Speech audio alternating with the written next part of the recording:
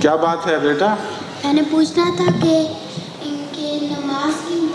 نماز کس کے لیے پڑھتے ہیں؟ کس کے لیے؟ نماز کے دو پہلو ہیں، ایک تو اپنے لیے پڑھتے ہیں تاکہ ہمیں فائدہ پہنچے، اور خدا کے سامنے پڑھتے ہیں، خدا سے باتیں کرتے ہیں، اس کے حضور جھکتے ہیں۔ تو ایک پڑھنے والا ہے، ایک وہ جس کی خاطر پڑھی جاتی ہے، لیکن فائدہ خدا کو نہیں ہوتا، فائدہ پڑھنے والے کو ہوتا ہے۔ سمجھو؟ نماز کے نتیجے میں اس کی اصلاح ہو رہی ہوتی ہے، وہ ایک اچھا آدمی بن رہا ہوتا ہے، اس لیے فائدہ تو اس کو ہی پہنچتا ہے نا، فائدہ تو اللہ کو کوئی نہیں پہنچتا۔ اس پہلو سے اپنے خاطر پڑھتے ہیں۔ یہ بات آپ کے لیے مشکل ہے، آپ نے پوچھی کیوں ہے؟